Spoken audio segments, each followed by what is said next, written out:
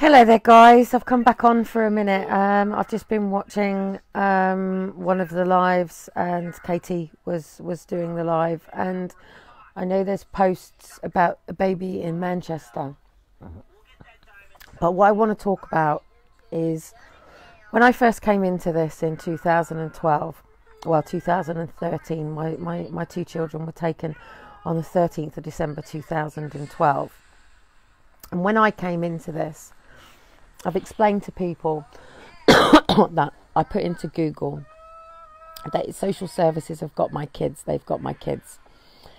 And the only people that came up at that particular time was Ian Joseph, Runaway, John Hemmings, Family Justice, and then you had Belinda Mackenzie and Maggie Tuttle with Children Screaming to Be Heard, the Mackenzie Friends, and then you had Scott. Now, when I had just got my care and placement orders put on my children and I'd had my legal aid removed, I'm not okay, Frederick, and I'm not, and chances are I will be the suicide that you all missed. It's highly likely. It's highly likely. It's a very chance that I will be one of them ones that you just get a post up to say that Kelly's funeral is on so and so date.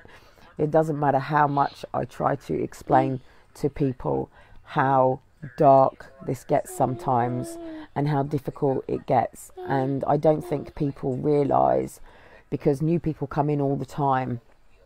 And what happens with these new people is ego gets in the way, and people don't want to be part of a group, a team of people. So what happens is they go off their own way. And it used to happen with Scott as well. In fact, I was even one who did it. From Stolen Children of the UK, Forced Adoption Exposed was created, Walk for Justice was created.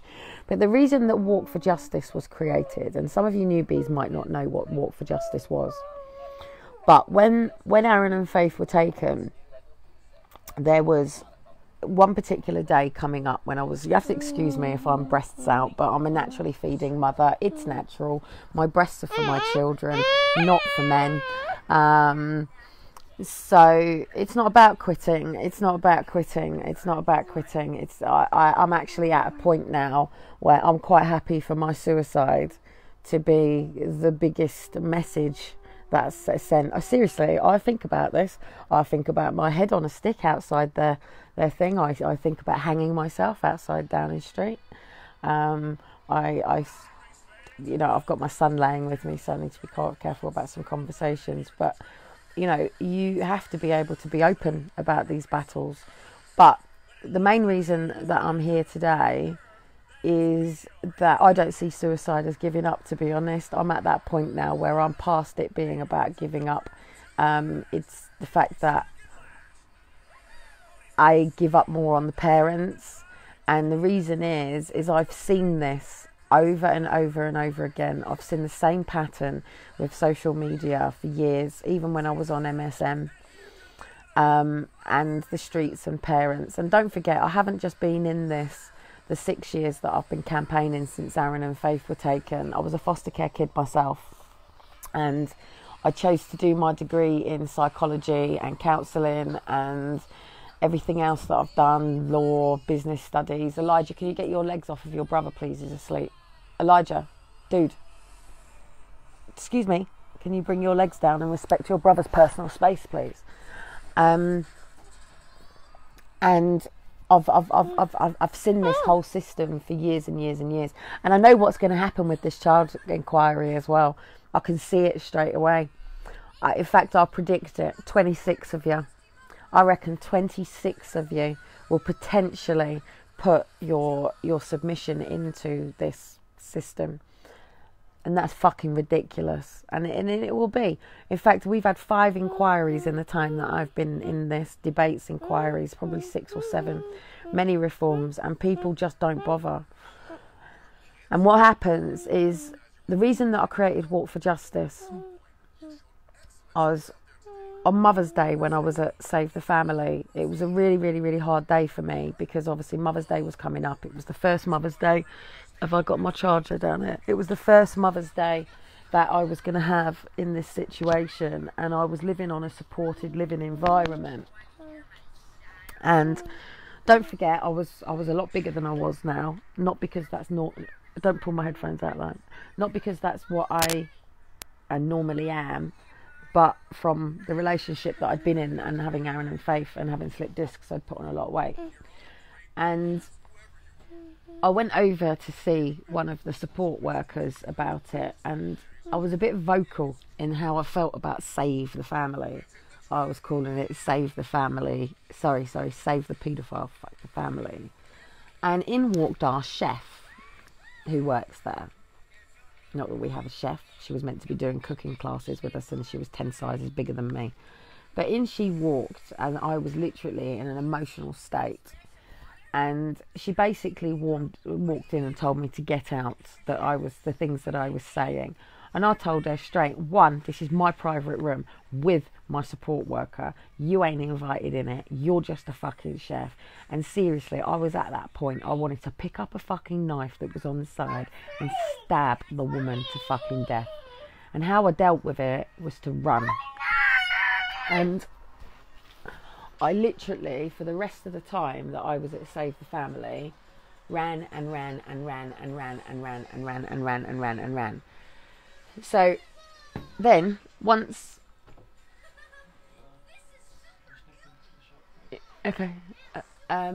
once things had got too difficult, in fact Liam's just poked his head through, when things had got really difficult, and I really thought I never ever thought I would ever lose Aaron and Faith. There really was no reason for me to lose Aaron and Faith. And in fact, the judge had already said at the beginning that this was barbaric, and he had ordered for me to know where my children were. This is the same judge that took my kids, because of how things flip over with the social workers during the time. Sorry, your charger's just come out. I'm going to have to go and take my charger in the kitchen. Give me your charger for the laptop, and I'll plug it in down here. But the point being is, on the day that my care and placement orders were granted, which was on the 17th of June, so I was in court from... I'm just plugging it in, darling. Do you want to press the red button up the top there? Can you reach to turn it on? No? Okay. I was then hit with draconian gagging orders as well. So my removal, and it even says, is a draconian order to remove my children. It was a draconian order to adopt my children. That says that it is the most severe, unnecessary punishment ever. And they know this. In fact, they even knew it to Liam and Daniel. Because don't forget, they didn't take Liam and Daniel. They only took Aaron and Faith. And Liam and Daniel obviously missed their brother and sister just as much. But after I was issued my gagging order, which was on June 19th, I think it was, I was at a loss. Like, I was at a complete and utter loss. I was literally laying in my bed, and I couldn't stop crying. You could hear my screams across the farm. You know, people need to understand that there is a chemical, biological makeup between a mother and a baby. No disrespect to fathers out there. There's when a baby is born, it imprints on its father. It actually puts a chemical over. But when a baby is basically being created inside your womb, and you've got your hands on your baby's stomach every day, and then your baby comes into this world, it's actually very punishable to a baby to even actually be handed to the consultant, by the way. For your baby to come into this world and go straight into a consultant and a midwife's hands and to be passed around is actually death, soul destroying to a child. I never ever alienate fathers. I just explaining the difference between carrying a baby into your stomach and also from a father's point of view. And I think this is really important to say this as well. And I think people are really misunderstanding this from a father's point of view. A father's role is to protect their family. And Mummy, what's the matter? I'm okay, darling. Mummy's just going through a roller coaster. It's okay to cry, you know. It's okay to get upset. Yeah, thank you. Yeah, it's okay to get upset. Thank you for asking me if I'm okay, though. That's very lovely of you. Can I have a kiss? Yeah.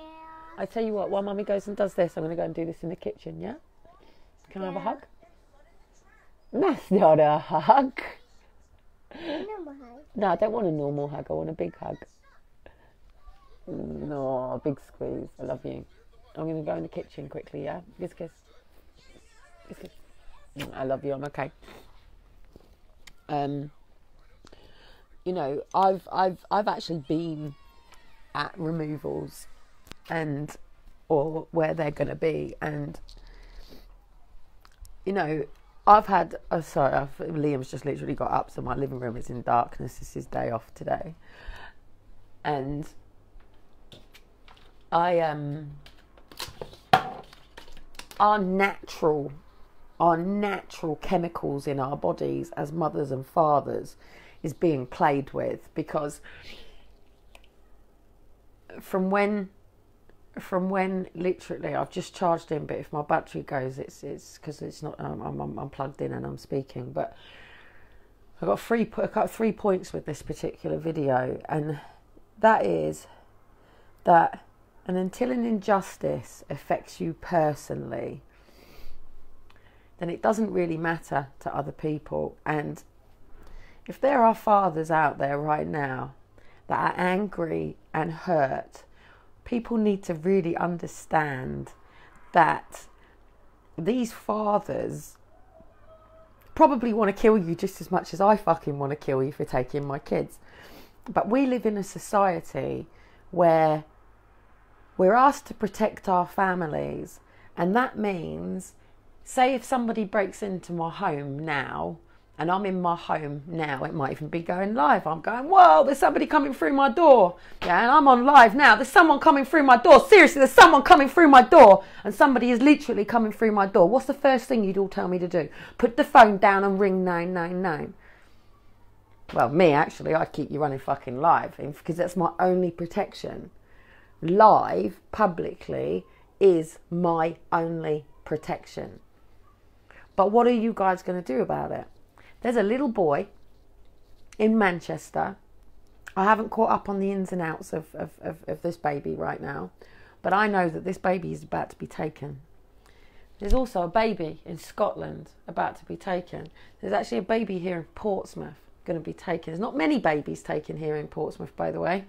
Not many at all. And in fact, actually, social services here, if you speak to anybody have got social services in their lives, then actually they'll all tell you now, oh, social services turned up. They said there wasn't really a problem, but they're going to help me with my carpets and my double buggy. This is happening a lot in Portsmouth right now. But they know it's easy to get hold of somebody like me. To turn around and say, as I said to Portsmouth Social Services, you come through my door to take my son, you go out with a bullet to your head. I meant it. The psychological report said I meant it. We've become so Nancy-pantsy. We have become so weak as a society. We have become... I'm not saying we've got to go out there and kill people and beat people up and give people a slap and tell people you're a fucking cunt and speak to them that way. That's not what I'm saying. That isn't the solution to this. But the reality is, if there was somebody coming through my door right now, and it was civilians coming through my door, like, I don't know, some drug dependent person has woken up today and they need some money. You won't really get much out of this flat, but, or I don't know, it's Christmas and my Christmas decorations are up and somebody can't afford Christmas and they know I've got, you know, the latest toy underneath my tree and they want to climb in through my window, or they want to come out and deal with it. You know, Boris Johnson has just announced that he wants 2,000 new police officers on the streets. So ultimately, there's somebody coming through my door. I'm in my house right now and there's somebody coming through my door, but I'm in my house right now. Hang on a minute, I've got children in the home. So hang on a minute. There's somebody coming through my door. It's a civilian. they're actually coming to take my kids. Now they're coming through the door and I'm a mother in the house on my own, and these people are coming in and they're threatening to take my kids. So what's the first? Actually, I haven't got any knives in my drawer because I've got kids. My knives are up there. So I would be, hey, let's grab a painting roller. Let's grab a sweeping brush. Let's grab whatever it is that we can grab in order to be able to defend ourselves. Because you're all right, dude. Mommy, Yes, sweetheart. want to eat? What would you like to eat?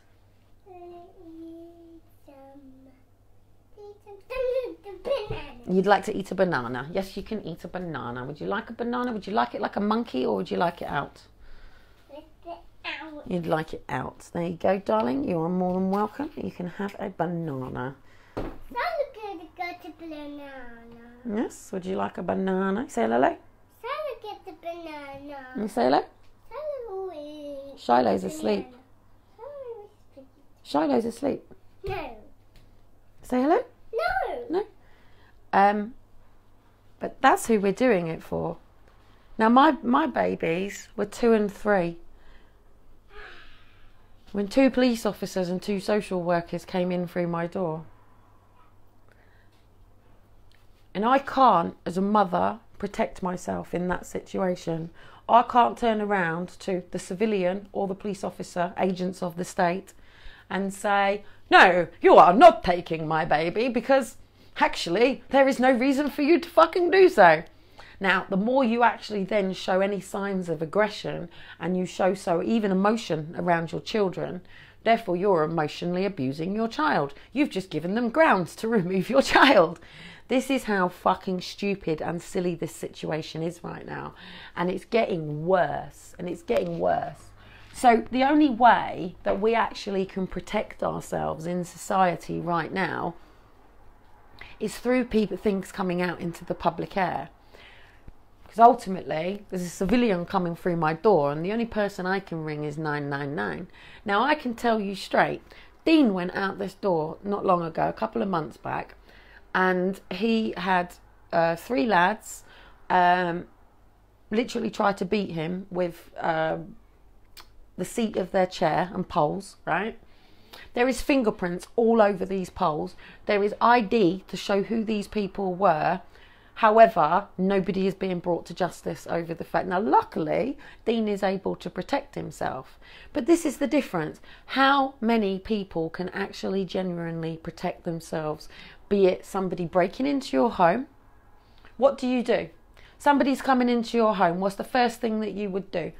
Well, okay, I've got kids in the living room. So right now, the first thing I'm going to do, rotate my computer. I'm going to have to open up my curtains. My son's been asleep, so I have to bring us into some lightness. It's his day off and he works very, very, very, very hard, does my son, for very, very, very little money. In fact, he's paid about 500 quid a month. So ultimately, someone's not coming in through my door right now because it's loaded with toys in the hallway. But somebody's coming in through my door. My first thing is to protect my children. Sorry?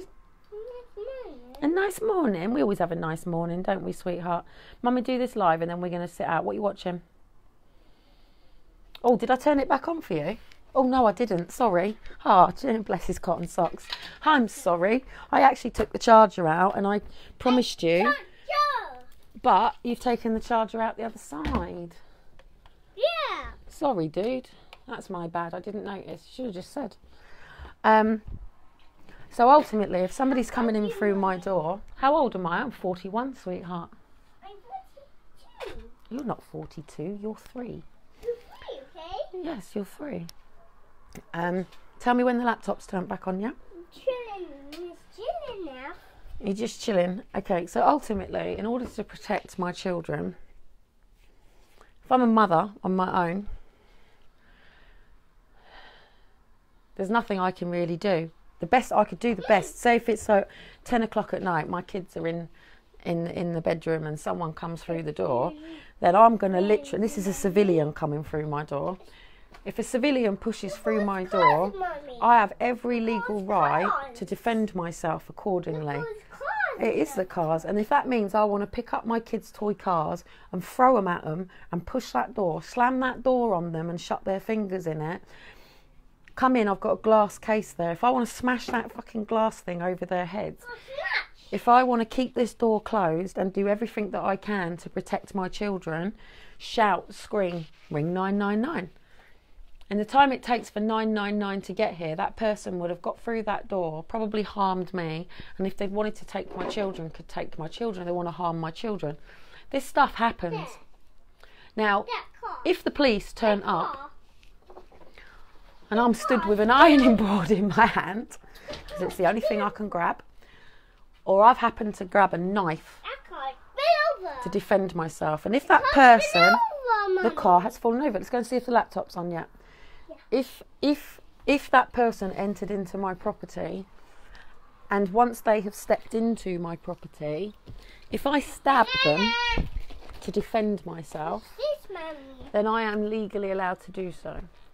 Most people who are done with weapons are actually very scared people. Scared people? Yes, they are very scared people.